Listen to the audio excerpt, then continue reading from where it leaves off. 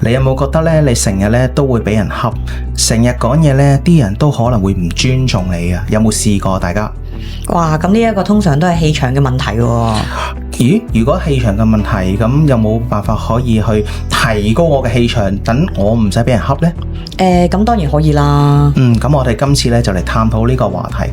歡迎咧大家收聽宇宙電台，我係班長，我係 Yanky。我哋嘅節目咧主要係探討心靈嘅話題。如果你都中意呢啲話題，記得 like、subscribe 同埋 share 啦。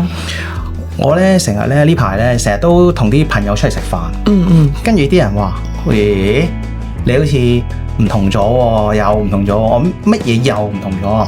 能量強，唔係能量強咗。佢哋唔識㗎，我啲朋友咧唔識用能量，佢話個勢唔同咗咯，即係覺得你成個細。佢話成個大佬咁，我話嚇有幾大佬啊？即係你以前係細佬嚟嘅。我話我唔係着西裝，唔係成，我又冇，我純粹有一件 T-shirt 咁樣，我話有幾唔同啊？佢話唔知啊，覺得你個連個真係面容都唔同咗。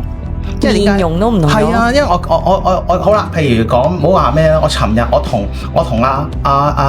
個朋友食飯，佢話喂真係冇見你一排，喂成個人唔同晒喎，意氣風範咗啊嘛？佢淨係形容我，佢話以前啊，哇係真係你啊苦瓜乾咁樣苦嘅個樣，佢話而家你唔係淨係苦啊，你係咧即係唔係淨係苦。佢話而家即係係啊，佢話你成談笑風生咗，同埋咧。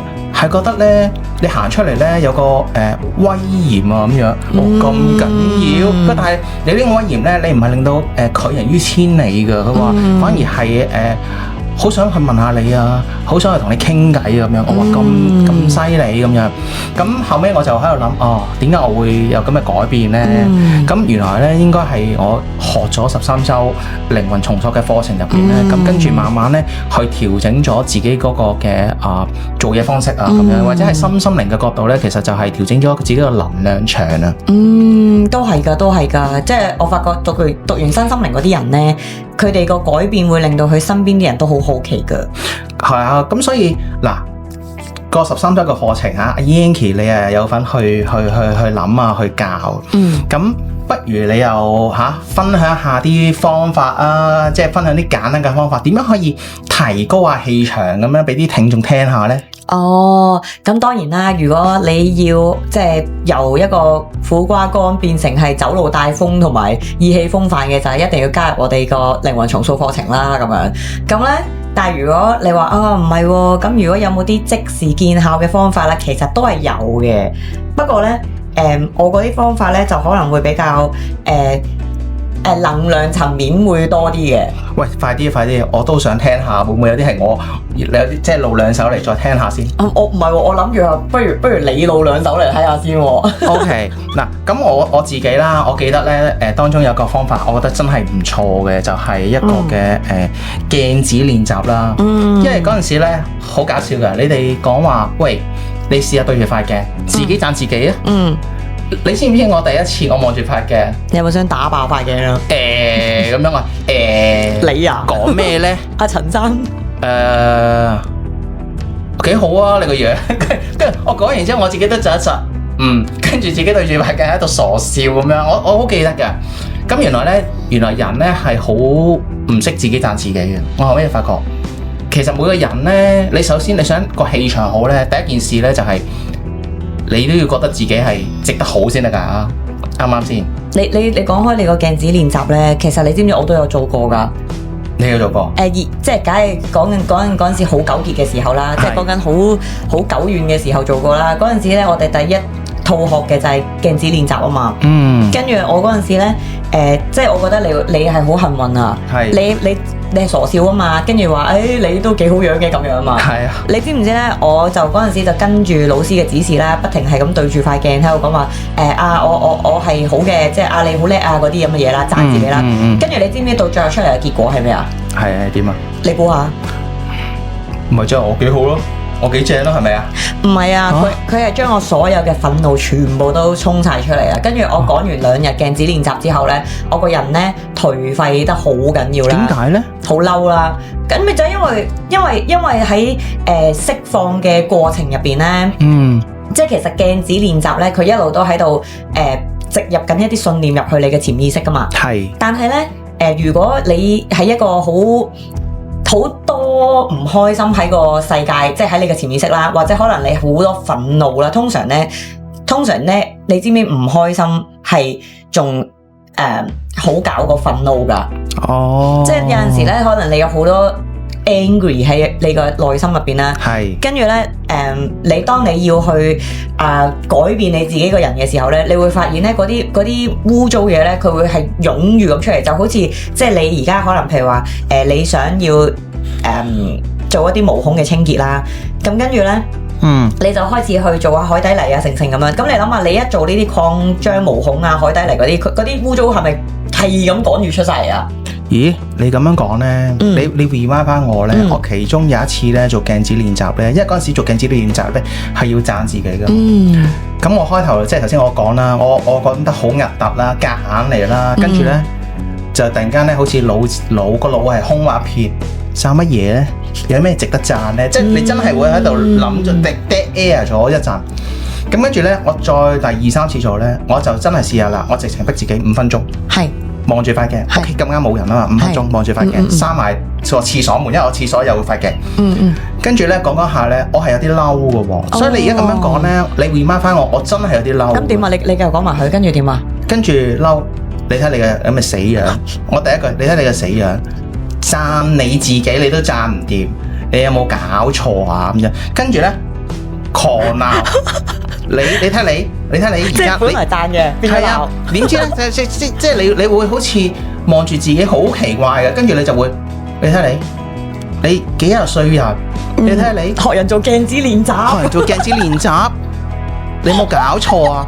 你睇你啲皮膚係你有冇洗面㗎？咁當然我係有洗面㗎啦，跟住你睇你。塊面脹卜卜咁，即係你睇下，但係脹卜卜得嚟，你又粒粒地喎。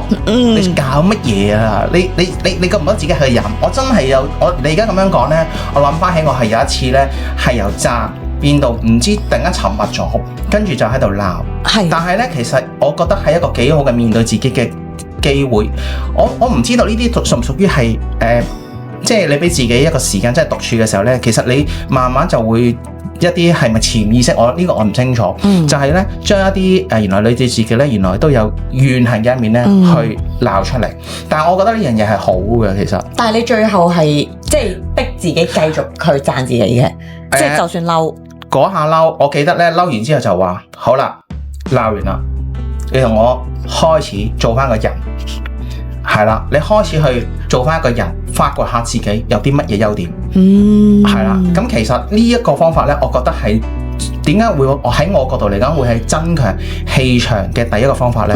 其實你鬧人都係個氣場嚟。你有冇留意下？你鬧咧，其實你氣場點解有啲人行出嚟，你會驚咧？佢就係散發一種好威嚴、好惡嘅氣場。咁我會覺得咧，其實一個譬如我呢啲咧，就係對住鏡子練習咧。原來我係冇氣場嘅原因係因為我都冇釋放，我亦都冇重新去睇清楚自己係一個咩人，因為有時生活太忙啦，所以我會覺得鏡子練習表面上係讚自己，但係喺我自己個領悟嗰度咧，其實亦都係建立氣場嘅其中一個方法。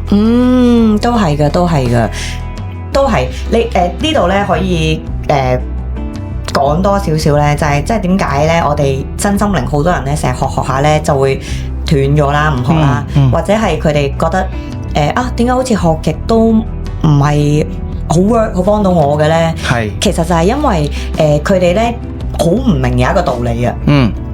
就係其實我哋潛意識咧係唔會想俾你改變嘅，呢一個係我哋人嘅大腦嘅控制嚟嘅。就好似我哋要減肥咁咧，即係如果你一話要減肥，跟住你就唔食嘢啦，咁你唔食嘢，你個人就開始抑鬱噶咯喎，因為你個身體就會開始你唔食嘢，咁咪冇飯食咯。即係佢哋你一要改變咧，佢就會好驚噶啦，你個身體。所以咧，其實身心靈咧係好多人都唔知道，原來個秘密就係咧，你一定要捱過開頭嗰啲日子。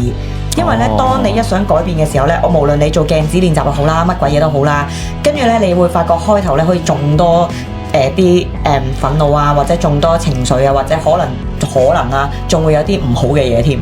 但係咧，佢哋就會因為有少少呢啲咧，或者佢自己一有情緒咧，佢就會即刻驚噶啦，就會停噶啦。你知唔知我以前都停過好多次㗎？係啊，因為我自己內心有恐懼啦，又好多憤怒啦，跟住咧我有一個即係我會因為恐懼係會控制一個人噶嘛。跟住當我一做一啲改變嘅時候咧，我就發覺好似就有啲唔好嘅事發生咯，又或者就會有啲嘢令到我嬲咯，又或者令到我好驚咯。咁我更加唔敢做啦，大佬，你一路做嘅話，咁咪一路係咁 release 出嚟咯。咁我會好驚咯。咁跟住原來我唔知道咧，原來你繼續即係你逼自己繼續做，你衝破呢一個恐懼去繼續做咧，跟住嗰啲能量先至可以咬死翻嗰啲衝出嚟嘅憤怒㗎。即係其實佢只要過咗嗰個過程咧，佢就會覺得自己係重新一樣㗎啦。即係佢一定會係唔會再俾嗰啲負能量干擾啦。但係佢要知道一定係有呢個過程咯。但係好多人都唔知㗎，其實即係我自己係過來人。咁我亦都因為係 study 潛意識㗎嘛，所以我就知道係呢個原因咯。所以咧有陣時就好似咧你咁樣咧，令我突然間個腦裏面咧諗起咧以前細個玩任天堂嘅孖寶兄弟嘅。點解咧？因為你都要過關噶嘛。咁你每一關你都開頭梗係易啲噶啦，跟住去到接近嗰個關嘅關尾，一定有隻大佬啊怪獸咁樣咧。咁其實如果中間咧有啲位一定會突然間 set 難少少。其實就係你過到咧，其實你就自己好似越打越叻咁樣咯。咁同埋我都覺得你講得好啱啊。所以咧有陣時咧係如果單打獨鬥咧，其實係會辛苦啲。係啊，咁所以咧，我哋而家咧都有1對1嘅諮詢咧，大家咧聽眾咧，如果有需要咧，其實可以揾我同埋揾阿 Yanky 去做諮詢。咁又或者係參加咧嗰個嘅靈魂重塑嗰個課程，因為咧入邊咧有好多嘅同路人咧係可以大家互相支持咧。咁你起碼即係有時聽人講嘅時候咧，得到嗰份支持咧，其實係會令到你自己咧進步同埋成功嘅機會咧係會增大啲。係啊。咁好啦，咁啊，我講咗第一個方法啦，咁啊，我講埋第二個方法啦，即係講開就係，即係你做鏡子練習咧，其實有時就係你做完啦，但係有時你有冇留意就係咧，另一樣嘢就係點樣去增強嘅氣場就係，如果你喺譬如你喺個海嗰度咧浮下咁樣漂浮咧，你其實有冇留意下自己個人咧，可能都唔得定，但係如果調翻轉咧，你能夠企喺個即係企喺一個陸地嗰度咧，知道自己嘅起點咧，其實你係好唔同嘅。所以咧，第二個方法咧，即係我會分享，我會覺得係一個寫人設嘅方法。其實呢個方法我真係好推崇，因為你定咗你自己係個咩人咧，你知道自己嘅起點咧，你想成為一個咩人咧？其實你個人咧係成個人係 firm 實咗嘅，好 firm 啊，唔係皮膚嗰隻 firm，而係你個人啦，你個眼神都係堅定咗，因為我好清楚我要做個咩人。即係以前嘅我咧就係，究竟我而家係點咧？即係你個人會好似冇一個方向啊。但係當你好清楚，或者你點解成日啲人話你有個目標啊？即係你有目標嘅時候，你向住目標跑嘅時候咧，你某程度上相對以前你一定個能量就係會強咗嘅。呢一個其實就係即係你呢個人設呢一個啦，其實就係而家最近啊，你知唔知好紅啊？係咩？係啊，呢個其實就係 NLP 嘅需求金字塔入邊最高層次嘅一個叫做身份認同嘅一個概念嚟嘅。係啊，係啦，咁咧佢呢個概念係點咧？意思就係話即係。其實有啲似吸引力法則嘅，但係佢咧就具體啲，就點講咧？就係譬如即係好似例如我係想減肥嘅，但係如果你成日都講話，哎呀我要減肥啦咁樣，咁其實咧你個潛意識係知道第一啦，你要減肥，咁即係話你要改變啦，跟住佢就會好驚啦，跟住又會一系列嘅唔開心啦、抑鬱啦嘅狀態出晒嚟㗎啦。又或者你一講話，哎呀我要減肥啦，咁跟住個潛意識咧就會知道你係話緊自己即係哎呀，即係我係一個死肥豬咁樣啫，即係例如係咁啦。咁但係咧，如果你一嚟就一見到自己肥嘅時候，就即刻同自己講，我係一個勁中意運動嘅人嚟嘅，我係一個食極都唔肥嘅人嚟嘅。咁你咪會個潛意識就會知道，係喎，你係中意運動嘅，你要做。即係潛意識其實係好容易被你 fit 嘅，即係就好似又或者講個戒煙嘅例子啦，即係譬如話你而家戒煙。因為我以前都食煙噶嘛，咁咧我以前咧發覺咧戒煙係好難嘅，因為咧你成日講完戒之後咧，跟住啲 friend 一落去食煙咧，因為我哋做廣告咧好辛苦噶嘛，跟住你就會忍唔住又會食噶啦，跟住仲會咧次次咧戒完煙之後咧都比之前食得更加多嘅，咁咧。直到即係我開始學習身心靈嘅時候咧，跟住咁當然啦，因為其實食煙好多時候都係因為我自己嘅抑鬱啊狀況啊咁樣啦，咁跟住我係自己突然之間有一日係唔食煙啦咁樣，但係咧最搞笑就係，但係如果你唔係好似我咁，即係突然間學身心靈學到好即係好清洗啦、好夠啦咁樣，咁然後你可能停唔到你嘅食煙嘅，你可以咧係同自己講，我係一個唔食煙嘅人嚟嘅。我不嬲都唔食煙嘅。咁就唔好喺度同人哋講我戒緊煙。即係咧，你話你戒緊煙，即係好似譬如話30分鐘啦，有啲同我諮詢嘅時候咧，佢哋好多時候都會講我可能唔夠啦，可能唔得啦，要再修煉多啲啦，我要咁啦。其實你一路喺度講呢啲嘢，其實你個潛意識就會知道你嘅匱乏感，即係你就知道OK，即係其實你就係一個唔夠好嘅人啦，你就係一個仲未夠嘅人啦，即係佢知㗎。所以其實而家咧，任何時候都應該要講我係一個咩嘅人，就唔好講話我要做啲乜嘢。係啦，即係我要做啲咩，即係話你冇啦。如果唔係你就唔使要啦。即係你要做功課，咁即係你有功課要做啦。咁如果你話我啲功課已經做晒咯，即係就算有功課，你話做晒咯，我都咁樣教佢哋噶。即係如果一有啲煩心嘅事，因為其實佢哋都好多煩心嘅事啊嘛。跟住我都會教佢即刻有一句説話，就同潛意識講：搞掂晒啦，搞掂晒啦，搞掂咗啦。即係佢譬如話一見到啲負債啊，一見到一啲唔開心嘅嘢嚟啊，就即刻同自己講：搞掂晒㗎啦，搞掂晒㗎啦。即係佢就一定要用呢一個意識去換翻入去俾潛意識知道咯。如果唔係，佢就只會係更加唔認同自己咯。同埋咧喺人設呢度咧，即係我可以分享我自己一個小秘密俾啲聽眾聽啦，睇下你哋對你哋會唔會有個得着啦。其中我有嗰個人設咧係乜嘢咧？就係我係一個活在當下嘅人，係啦，我嘅過去咧係可以已經係淡化咗。即係意思即係話，我唔想再去諗翻以前啊，或者過去其實唔可以再繼續好影響得我好犀利，係啊。因為當你咁樣嘅時候，因為我發覺咧有好多人咧成日都係我唔得嘅，咁點解成日話自己唔得啊？點解我好多揦舊嘢㗎咁樣？其實就因為你俾過去咧，你講得太死啊！喺我嘅角度嚟講，即係但係調翻轉，大家就忽略咗個當下咯。所以咧，其中我一個人設咧，我係活在當下嘅，我係享受當下嘅。過去淡化咗佢啦，咁樣，我係咁樣去 set 嘅。咁嘅時候咧，其實咧就唔會再俾過去影響得我好緊要。即係其實亦都係可能對自己，我唔係好知啦。但係我會覺得亦都係對自己一個嘅就話我而家係一個新嘅人啦嚇。即係我可能我以前係壞掉啦。OK， 我以前係一個壞咗嘅人。係啦，我而家已經係一個唔係復原啦，我淨係個新嘅人。咁我係冇問題啊。咁你自然咧，其實你咁樣去 set 翻個人設咧，你個氣場唔多唔少都一定有幫助。呢個就係我對於個氣場嗰個嘅理解咯。係啊，其實真係好緊要啊！呢個我覺得呢一個咧，其實如果大家真係想了解多啲呢一個人設嗰度咧，可以揾我哋做嗰個30分鐘諮詢啦。我同阿班長咧都會每人送一個呢一個叫做創造文俾大家嘅。係啦，咁好啦，我都分享咗好多啦。咁Yanky 啊，你有冇啲秘技又分享俾啲聽眾聽下？咁嗱，你頭先咧點解要你分享先咧？就係你嗰啲就比較科學化啲嘅，係啦。但係我嗰啲咧就 We One 啲嘅，咁我中意啊 We One， 正啊。係啊，咁我嗰啲就能量學啲啦。咁首先咧，我哋可以講下沖洗先嘅。咁咧我其實基本上咧間唔中我都會幫自己沖洗嘅。咁咧咩叫沖洗咧？就嗱，首先要講下就係咧，你知唔知好多一啲外國嘅人咧，其實佢哋身心靈係勁好多㗎。即係點解咧？原因係因為佢哋本身個文化啦，佢哋比較成日需要接觸大自然啦，或者佢哋中意接觸大自然啦。佢哋個民族就係咁噶啦。即係我哋可能亞洲人就比較係喺一啲building 啊嗰度生活噶嘛。但係外國人咧，由細到大咧都係有少少放養啊，同埋接觸大自然嘅。所以佢哋咧會對身心靈呢一樣嘢咧會比較更加成熟啲啦。係咁而外國咧好多一啲身心靈嘅人咧，佢哋會即係拜訪好多唔同嘅靈性部族啦，咁樣，然後就係得到更加多嘅指引啦。咁咧，佢哋唔同嘅靈性部落咧，其實佢哋都有一個叫做瀑布清洗法嘅一個招數嘅。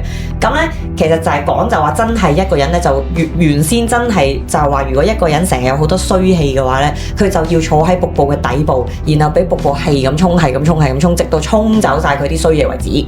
係啦，咁呢個就叫瀑布沖洗法。好似人哋咧，以前我睇嗰啲日本卡通定係剩咧，成日話我要修煉，跟住咧就喺個瀑布嗰度喺度肥字嘅。我喺度諗係真㗎咁嘅咩？但係你而家咁樣講咧，我就開始明多咗啦。係呢個係真㗎，佢哋真係會咁做㗎，因為靈性部落係真係會走去瀑布嘅，而家都。咦，好得意喎！你咁樣講咧，我有時咧中意用花灑肥自己咧，肥一陣喎。係啊，都得㗎，都得㗎。我就覺得係有啲唔同咗㗎個人。係啊，其實如果你用花灑沖涼嘅時候咧，你都可以想像咧自己喺瀑布底嘅。咁咧你就可以咧，其實有陣時沖涼咧都係一個去除負能量嘅好方法嚟嘅喎。咁當然有海鹽啊更好啦。係。咁如果你冇海鹽咧，你嗰日真係好唔舒服或者好唔開心咧，你都真係好似可以你咁喺個花灑嗰度咧就沖自己，跟住就話個意圖就係我要沖走晒所有唔好嘅能量，沖走去咁樣。係啦，咁呢個就係真係有花灑嘅同學仔可以做啦。咁應該大家都有噶啦。咁但係如果譬如話有陣時你唔係，即係例如可能你公司突然間俾個老細嚼係咪啊？即刻買個花灑。好難嘅，因為你冇理由着住衫會濕晒噶嘛，係咪？係講笑啫。係啦，咁呢個時候咧，你就可以即刻想像有道白光淋落自己嘅身度。係啦，咁咧當然啦，呢度咧又係有好多同學仔問嘅疑惑嚟嘅。佢哋咧又覺得見唔到就代表唔存在。因為咧佢哋好多咧，其實最近我都收到好多呢啲 PM 啊，我唔係30分鐘收到，我收到 PM 啦。跟住同學仔就問話，咦？我完全感覺唔到喎，試過發唔到喎，咁係咪就唔 work 啦咁樣？其實我要重新再講多次咧，就係其實咧1.0嘅學生全部都已經係記得晒呢句説話噶啦，就係能量咧係充滿智慧嘅。冇錯，就算你見唔到咧，都唔代表佢唔生效嘅。所以咧，其實你只要就話，我而家有道白光係咁淋我個身，幫我沖走晒啲負能量，淋啦咁樣。咁如果你試過發唔到咧，你就講呢一句説話。係啦，咁你其實一樣生效嘅。咁但係當然，如果你試過發到，咁你咪享受下俾啲白光沖洗咯。其實佢一兩咧都係可以幫你沖走啲能量嘅唔好嘢咯。呢度咧，我想拆開少少講咧。有一次咧，有一個人問我啦，佢話：喂，我真係冇好似你咁咧試過發咁強喎，咁我可唔可以點樣練啊？跟住我就話：好簡單啫。嗱，譬如你頭先講瀑布啊嘛，你同我 Google 打瀑布，跟住咧揾啲 video， 你同我睇啊，你同我睇15分鐘啊。我話你有冇細個有冇睇過異形啊？嗰啲咧。跟住你有冇試過細個睇完之後咧，夜晚發夢會見到嗰隻嘢啊？佢話有啊咁樣，咪係咯，你睇15分鐘瀑布你睇完之後，你而家夜晚同我睇下你試。全部都係瀑布啊？係咪全部都瀑布啊？跟住我話你試啊，你試完之後你話我聽，跟住佢就真係有試完，即係嗰個就唔係瀑布啦。但我舉翻個例嘅，咁佢試完之後佢就係個景象真係深咗。我話係啊，如果你真係好想練下，你咪試下咯。當然啦，我話我冇試過，但係我會諗到呢個方法咯咁樣。我通常都係叫人睇紙火啫，冇你咁正呢個方法。呢個方法係 OK 喎。係啊，即係你哋想即係視覺化啊嘛，即係你要白光啦，你咪試下播啲白光咁樣咯。即係你想睇天使得 B， 你咪睇天使得 B 咁咯，嗰度。係，唔係咁即係總之你中意邊個方法都係 work 嘅。你想要增加你嘅視覺化，就好似頒獎咁，揾啲嘢睇完邊白眼，就好似殘影效應咁啫嘛。係啦。咁但係個問題係，如果你覺得我都係唔想煩啊，其實咧講已經得㗎啦。你知唔知咧？原來我哋每個人嘅諗法啦，即係同埋講嘢咧，科學家已經證實咗係 check 到咧，我哋每一個人嘅意念啦，同埋想法或者係説話咧，都已經係帶有能量㗎。即係原來我哋所有諗嘅嘢都係會生效㗎，所以你哋千祈唔好覺得你哋諗完嗰啲嘢冇出現就代表唔係啊。所以你諗下，我哋點解成日諗咁多衰嘢，覺得自己唔得嗰啲，最後就真係唔得咧，即係真係做唔到咧，就係因為你諗得夠多嘛。你諗得越夠多嘅話，咁你咪越係會得到嗰個頻率嘅嘢咯。係，所以有時咧，譬如諗嘢啦，或者講嘢咧，我有時都會自己去留意多咗啦，訓練自己多咗。譬如我訓練自己，譬如講嘢要 firm 啲啦。以前講嘢咧就窒下，跟住就我而家應該都少咗嘅，我諗下。咁同埋講嘢要點樣 firm 啦，語氣啦，其實你同埋思想都係啦。即係你，我以前真係唔知點解好容易就會有啲負面嘅情緒，而家咧就係停，唔該。門口喺嗰邊，係啊，我要正面嘅 ，OK， 即係我有時都會係咁樣去鍛鍊自己，但係咧嗰個好處就係咧，你個人 firm 咗個方面咧，其實你嗰個氣場都真係會強咗，即係行出嚟講嘢，你個語氣已經唔同咗咧，人哋已經感受到，其實人係好都敏感嘅，我覺得。係啊，因為每個人都有靈性嘛。咁沖洗呢個方法正啦，咁仲有冇第二個正啲嘅方法？加油啦！呢一個呢都係我自己經常會用嘅一個秘技嚟嘅。係。咁咧呢一個呢就係叫做將自己俾隻蛋包住嘅一個叫做吸能量嘅方法啦。咁咧呢一個呢，其實我哋叫蛋包法嘅，係啦。蛋包飯？蛋包法啊， Okay. 蛋包法係啦。咁咧其實好多一啲高靈性嘅部落咧，佢哋都會用呢個方法嘅。係啦。咁但係咧呢一個方法咧，其實間唔中都有喺出邊有人講嘅，但係就唔係傳得好多咯。咁但係咧嗰個係咩方法咧？就係你想像自己坐喺度啦，跟住然後咧就係有一隻好大嘅金色嘅雞蛋咧，就包住你自己。係啦，即係咧，即係簡單啲講就係你喺個金色嘅雞蛋入邊啦。係啦。咁然後呢一個金色嘅雞蛋佢係發光嘅。係。咁然後你就喺個雞蛋入邊啦，跟住咧你就唔使去諗任何嘢噶啦，你淨係諗我要吸晒你啲能量咁樣。係啦。呢個語調好熟喎。我要吸晒你啲能量。OK， 係。係咪個咩？周星馳係啊，嗰個咩黑山老妖啊，好似係。我要吸晒你啲能量。係啦，咁咧我自己咧平時攞能量都係喺雞蛋嗰度攞嘅。點解咧？因為首先金色嘅光咧係最高維度嘅光嚟嘅。